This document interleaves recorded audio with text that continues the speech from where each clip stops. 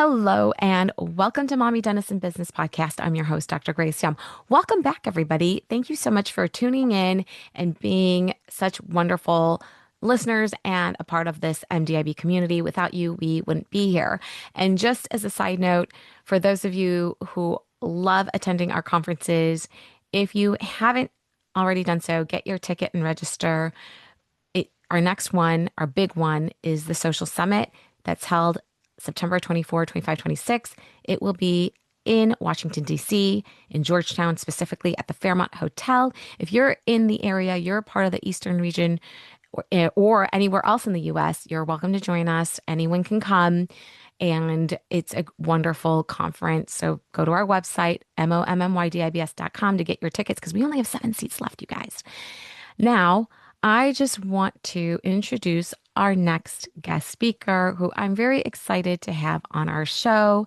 Her name is Dr. Nancy Burkhart, an adjunct professor at Texas A&M University College of Dentistry. Welcome to the show, Dr. Burkhart.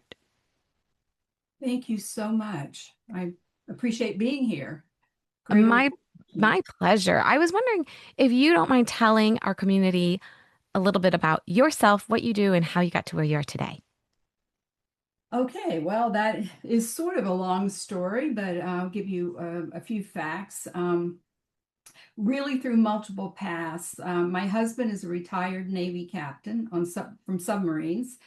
So we've moved multiple times to different areas, and he left the Navy, and then we moved multiple times in various job positions as well. So I've lived in a lot of different areas in some other countries, and I began degrees, different places, and started new ones in various locations. My entry into the dental world was through dental hygiene, completing a BS degree, and ultimately teaching in that realm for a number of years. I started multiple times on master's and then doctorate degrees and completed those. Finally ending up in a postdoctoral fellowship in an oral pathology department at a dental school, UNC Chapel Hill. And my dissertation topic was on oral lichen planus. And I ended up starting the International Oral Lichen Planus Support Group when I joined Texas A&M in 1996 as a faculty. Oral pathology has always been my interest in the dental world, but I like the education side of dentistry as well in general. I provide CE dental courses for both ACEs and Concord dental seminars that are really have taken off, I would say, since COVID, and everybody seems interested in those types of webinars. I think during COVID, we didn't want to leave our home, and people got used to that. So Yes. the webinars have been really successful. So basically, I've looked at education as my outlet and maybe a hobby. In fact, I've always viewed it as something I wanted to add to my life. And as they say, you can have everything, but not always at the same time. COVID COVID changed everything. And before COVID, we really were not providing what the webinars that we do Sure, today. sure. Have gotten used to that. So that pretty much is how I ended up with providing human trafficking webinars. Mm, Um, I'm giving at least 4 a month in different topics for ACEs and Concord. I moved from Charlotte to Charleston during COVID, and I read a book by James Patterson. Lots of people have read his books. They're very interesting, but this one was particularly about Jeffrey Epstein. And I wondered how everything that went on with Jeffrey Epstein for so long mm, continued to occur. And so after reading the book, I got in touch with the Attorney General in South mm, Carolina, and she put me in touch with a local group in the Charleston area that was providing information on human trafficking. And since that time, this was in 2021, it has mm. just exploded, and they're doing wonderful work in Mm. helping survivors of trafficking and then also the educational aspect. So, to make a long story short, that's how I ended up doing what I'm doing. Wow. Now I need to read that book. But yes, I'm so grateful that you have really dove into that topic and have become a voice and an advocate and educating others. And I'm excited to ask you more questions. And you're right. There's some positives that came out of COVID, which is webinars, and it forced everyone to learn how to get on a webinar. And I mean, it was like almost a year of, can you hear me? You're on mute. Can you hear me? You're on mute. Zoom calls too, yeah. Right, right, right. But it made education a little bit easier in that way because you can reach more people. You don't have to always be live in attendance, which is great for mothers, especially my community, because even though we have the intention of going, we'll get that call right in the parking lot as we park the car saying, your child has a fever of 102 and is throwing up. You need to come home. Right. Yeah, those things happen. Those things happen. Those things do happen. Now, I'm really curious about the trafficking that you mentioned. And like you said, you brought up Epstein. And yeah, it is a good question. Like how is it that someone who is being trafficked can fly under the radar in a dental or medical setting? Why would someone who is being trafficked come to a dental office in the first place? I get that question a lot, and it's usually something in the form of why do dentists need to know this? Um, and after COVID, we saw trafficking numbers increase as so much, especially with children. We know that at least 450,000 children are known to have entered the country, and these are the ones that we know about. And about 120,000 have been found. They have been found living in deplorable conditions. And if a victim cannot work, the trafficker will lose money and will usually try to get them in for care so they can resume the work, so they can put them back to work. And it is possible that the person who is the trafficker may come into the practice as well with the person that they're bringing in. That includes dental offices, medical offices, any type of office that treats whatever the ailment is of that particular person. Hmm. It's possible that the trafficker will show up with the individual, and especially in the case of children.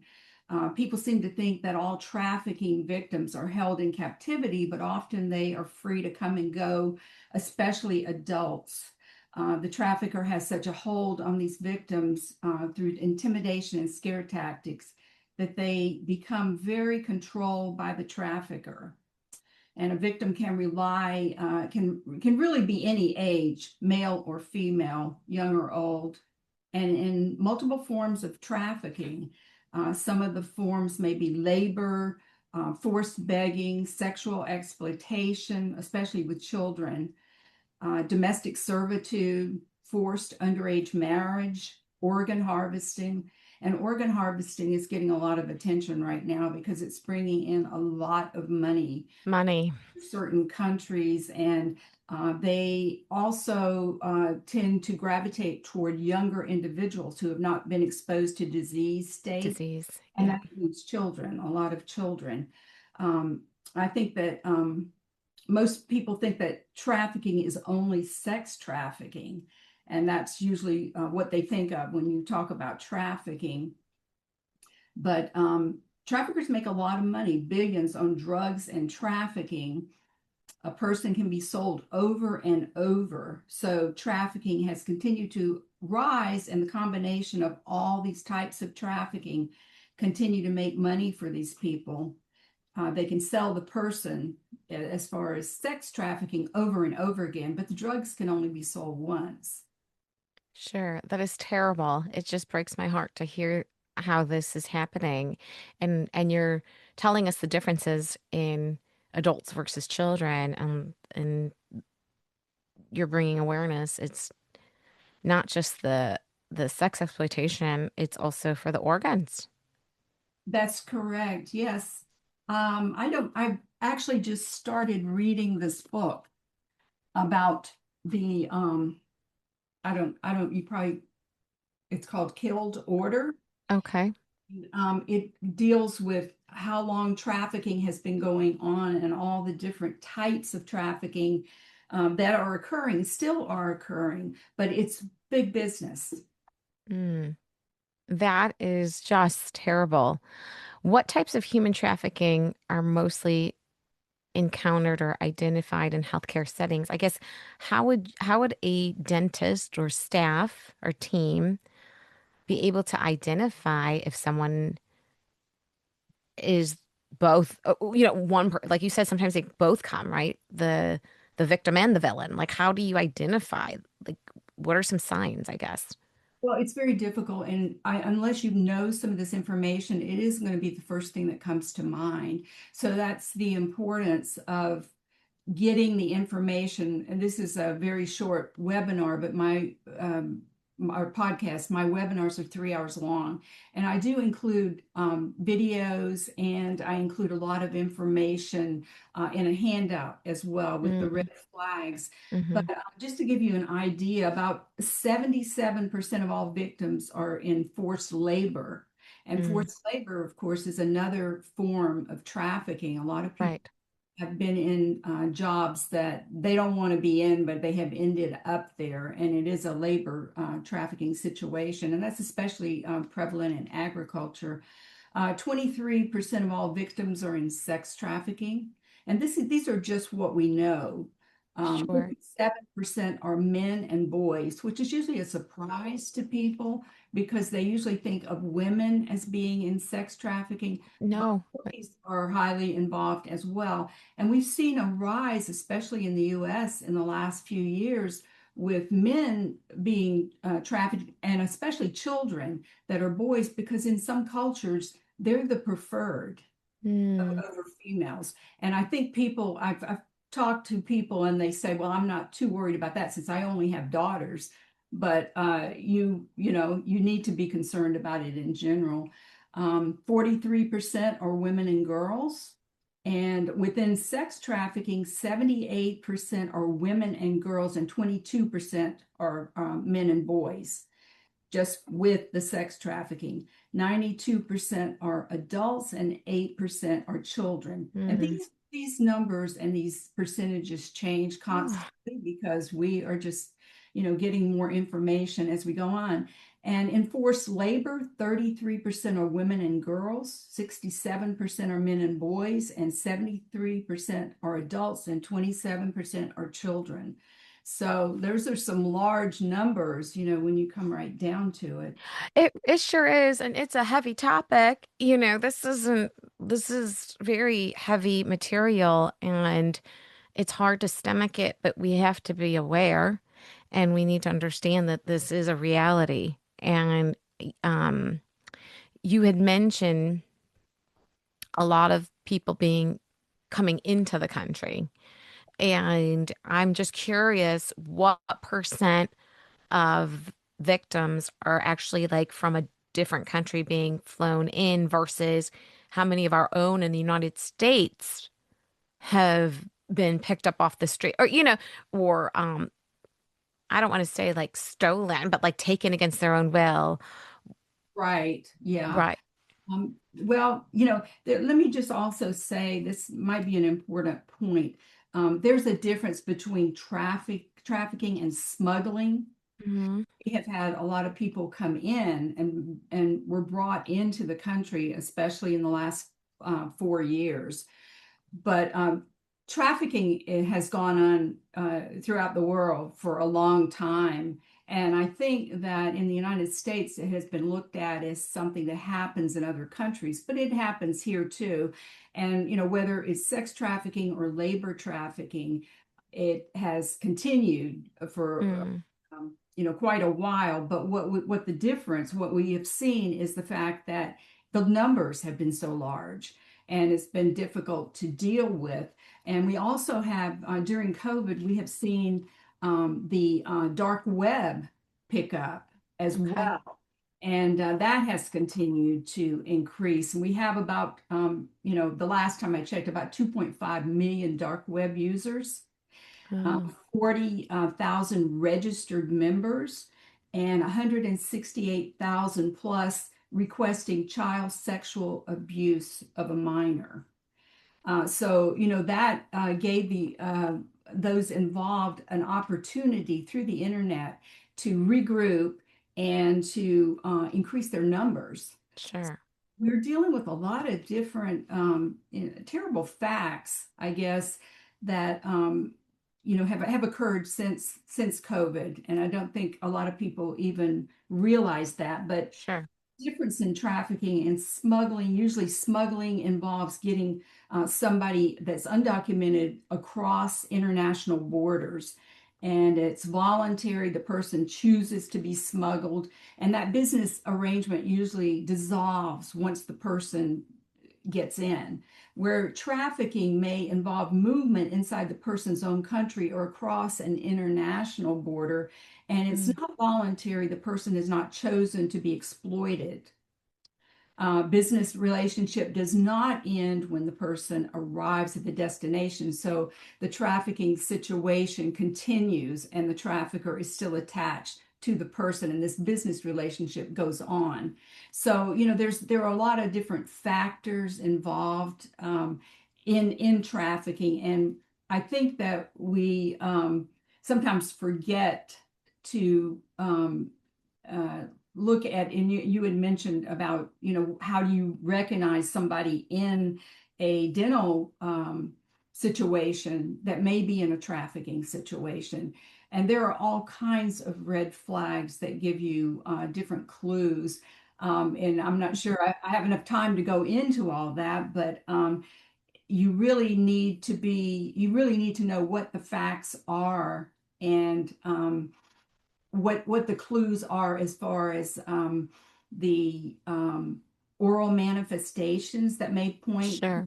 trafficking, Right. um, including, in the case of sex trafficking, whether the person has, say it's a child, maybe they have a crushed frenum, and that usually only occurs with forced, a hand over the mouth crushing the frenum.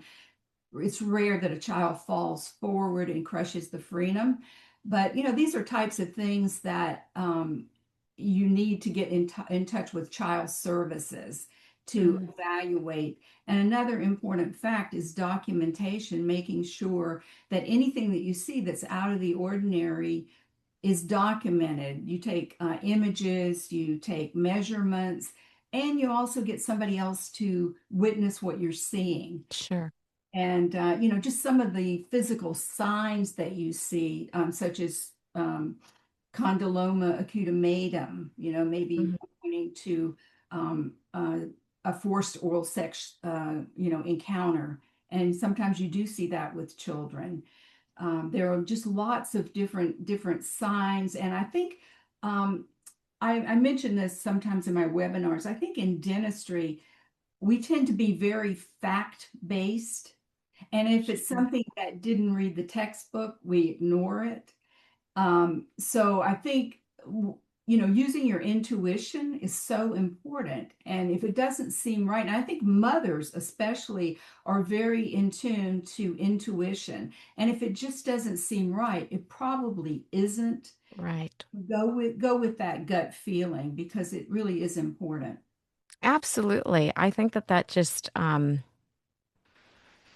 if something just, right, is unusual or presents unusually in that age group, especially, then it's a red flag.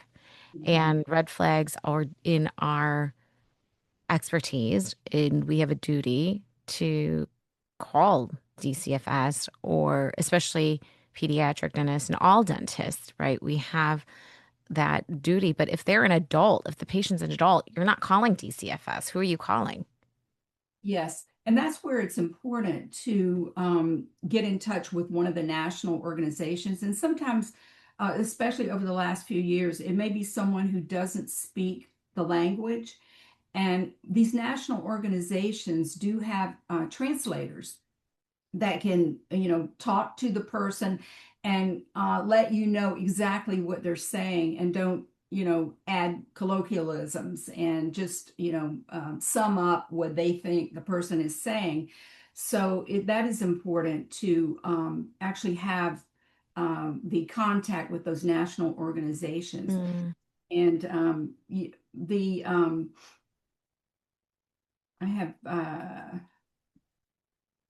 the national hotline, the human trafficking hotline, hmm is 1-888-373-788. And you can also teach the patient to text Be Free, which is hmm 33733. And so if it's an adult and they're not ready to leave the trafficking situation, I mean, you do have, the HIPAA regulations and everything. And if they're not ready to leave, you can plant that seed so that they know exactly who to contact. And also, I think it's very important for dental facilities to know who in your area is dealing with this. mm, The police force, the people that are on mhm. the human trafficking categories in the police force that can come to your office, talk to your staff, talk to you, and know exactly what to do in a case like that. And every area is going to be different, and the regulations are different as well. There is an organization called what's her name? I don't have it in front of me, but you can get the regulations for your state from your state officials, but also the organization, I'm sorry, it's Jones Day, and they Mhm. put out a large brochure of each state and all the reporting regulations, who to contact, and what to do, as far as reporting laws. And every state. Sure. Every state has that. I have so many other questions now that are percolating in my mind. Uh, and maybe we can go over some of them, but one being, even when they make the appointment, are they the perpetrator might, is there a way that they are not wanting to give certain information or defensive about giving out information? Are they looking for a certain type of dental office only to treat emergencies? They don't want to be a patient that's has continuity. What does that look like? Are they, or is the victim themselves making the appointment? Like you said, some of them are not ready to move on from their situation because they're paralysis by analysis or what have you. But those are some of the things that I'm thinking of, even if it's as a clinician, you're looking at clinical injuries in the mouth or unusual things in the mouth. But even before you get to that point, will the front desk experience something unusual? Yeah, and that's a good point, because you really, if your whole staff is trained in this, they may pick up something before the patient even comes back. Right, Yes, sometimes it's the trafficker bringing the person in, and especially in the case of a child, right. also can be an adult who's free to come and go. And so you may pick up something from them as well. That sometimes there's language that they use. Like one of the bigger ones, and the key is they may say, "I'm living the life." And that is a trafficking slogan that is used. And if you hear that, your ears should perk up and, listen a little bit more closely. But it's very difficult if you haven't been trained in that to pick it hmm up. But Sure. some people have really good intuition, and it just may not seem right to them, and so Mhm. they act on that. I heard from a group of women physicians that one of the terms that they use, if they think that there's somebody with the person that seems to be very latched on and Mm, wants to know everything that's going on, they usually will say something, use a term, and who have you brought with you today? And so that the person has to introduce that individual. It could be that the person doesn't speak English very well, and so the perpetrator will usually be answering everything for them. So there are different different topics that you may pick up, and there may be signs during your Hmm. oral exam, the head and neck exam. And I think a lot of Right. people forget that the dental practice is the one place where there is such a focus on the head and neck exam. And the person, the individual who's going through trafficking or is in a trafficking situation may have suffered tremendous abuse affecting the brain as well. So they Right. may sign into a dental practice and maybe not have not only the documentation that they need because that's been taken, but they may also have, they may not even remember where they live. And so sometimes if they're accompanied by the trafficker will be answering all those questions for them. But the brain damage can be very severe from the Mm. trafficker withholding food and water, affecting the Mm. brain, but also, and I go over this in my seminars. I have some really good images of some of these injuries, but sometimes the person has been strangled, and you may see some sign of that on the Mm. neck area. Mhm. Mhm. The trafficker can use that as a punishment technique, strangling the person to just enough that they don't pass out. But then the next time they come toward the victim, they're so scared because they think they're going to be strangled again, and they probably are. But sometimes when you're looking, when you're giving your exam, you may see marks Mm. on the neck, you may see petechiae Mhm. underneath the eyes, and also blood pooling in the sclera of the eye, Yeah. and they need to be referred to an emergency room right away because they're in danger of a stroke. Right. So, there are all kinds of clues that do come out. And when it's unusual like that, I think, especially trusting your judgment, as you had said Right. before, and you're using your intuition, I think is really important. So, all of these things, all these little clues, they add up, right when they get there, just visually, what they say, and then on top of that, the clinical exam. And when you add all those things up, you are saying, wow, this is it. And you can't really unsee what you saw. And my next question is then, what are the appropriate next steps ethically and legally? I mean, we touched on calling 1-800 numbers, getting to know local officers or the police that deal with this. But again, there's HIPAA, right? That we have to maintain patient trust and safety and privacy. And we're not dealing with children at this point. It's, an adult. Right. I guess I'm asking, what are the actionable steps? Like, what are the next action steps within the confines of not violating HIPAA, but doing something proactive because of our ethical code and what we need to practice, like the standard of care that we have to practice. But it seems like there's like a little fine line between that boundary of HIPAA and patient privacy, but then doing what's right. Exactly. Well, of course, in the case of a child, if it's a child under 18, there Right. are no No matter what. ifs or Right. buts. Right. You feel that it is a situation, it's good to contact someone, contact the authorities. And if you think that the trafficker is accompanying the child, that may involve, even the police Right. coming because you're then worried about safety for your practice and for your staff. Absolutely. But it does occur. There have been situations that have been reported where it does occur.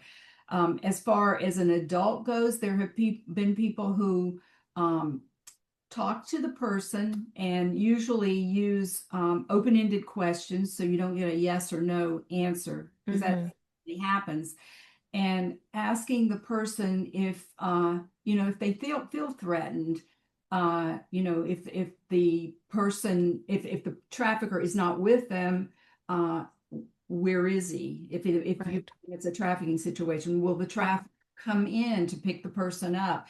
Make those assumptions, but verify it with the person so that if that does occur, then again, it's a safety issue. If the person does not admit to any trafficking and they don't want out of the situation, as far as you can tell, it's always a good idea to teach them that be free, texting Hmm. that in case they need help. And some people have even put it on toothbrushes, have it Hmm. put on a toothbrush. And it's not something that you give out to everybody, but you can give it out to that person that may be a trafficking victim and have it, so around so that if they want to call, they can get help. So that's another issue. But with an adult, again, it is kind of up to the adult when they decide. Sure. Some people have printed out the number, put it into a lipstick case so that, if the trafficker should come across it, it's a lipstick case and they usually wouldn't bother to open it. So they wouldn't have Right. that number for them to call or check on or know that the person is thinking of this. So, there are all kinds of scenarios that occur. And Absolutely. and sometimes I show one video on the webinar that I give, and it's about victims. It's about 7 or 8 victims, and they talk about the fact that sometimes, especially people coming that have been brought into the country and don't speak the language, tend to not even know that they're being trafficked. And it Mm. depends too on people and their background. Some people have been in abuse situations Sure. where this can look normal to them, believe it or not. And so, it's your own senses have to assess everything that's going on around you. Absolutely. My I'm thinking of all the times I've gone to a public restroom or like a stadium for a sporting event or a restaurant, and they tape on the stall, Yeah. if you need help, call or text here. And I think that that's very clever, especially if you are a woman and if your victim isn't a woman or whoever, they're not coming into the stall with you to go to the bathroom. Yeah. But I do think that that is a good way to spread information on how to get help. And maybe doctors' offices need to do that too, but it's That there. could be, yeah. And you're seeing more of that. You're seeing more of those flyers that are posted, whether it's in, restaurants and as you said, Right. in stalls everywhere, even on elevators. I've seen them on elevators. Hmm. People go in casinos, anywhere that, has a large segment of people. And you mentioned sporting events too. Yes. That is huge for Yep. traffic, the Yep. sporting events. And so I think people have become very aware of that as well. Absolutely. Um, so the venue does matter.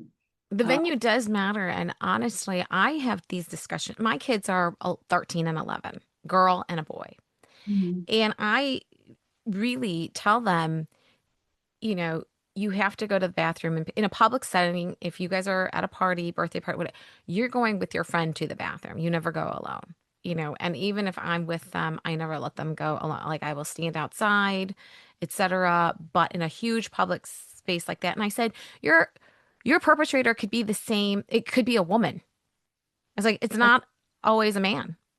That's right. You're exactly right. They are called the bottom. I guess Ghislaine Maxwell is a good example in the Jeffrey Right, Epstein case. right. She was really the bottom, and she brought the girls in from the local high school and taught them what they needed to know, and also on the island. So that is a really good point. I do go over that in my webinars. So I think as far as children go, I don't know if you know this, but the Canadian Women's Health hand signal, Mm, open palm and this. And yep. there have been children rescued in airports using that hand signal. So, and children on airliners and cruise ships. So, teaching your children that hand signal, I think, is really crucial. It is crucial. And I think that there needs to be more awareness because, and I always tell my kids, the person that's, it's not always a certain look. It's not some like scary looking guy that's going to come and kidnap you. And I'm not trying to make them paranoid. I'm like, you need to be aware of your surroundings, whether I'm with you or not. And you need to be alert. And it could be someone who looks just like me. It could be someone who looks just like your dad.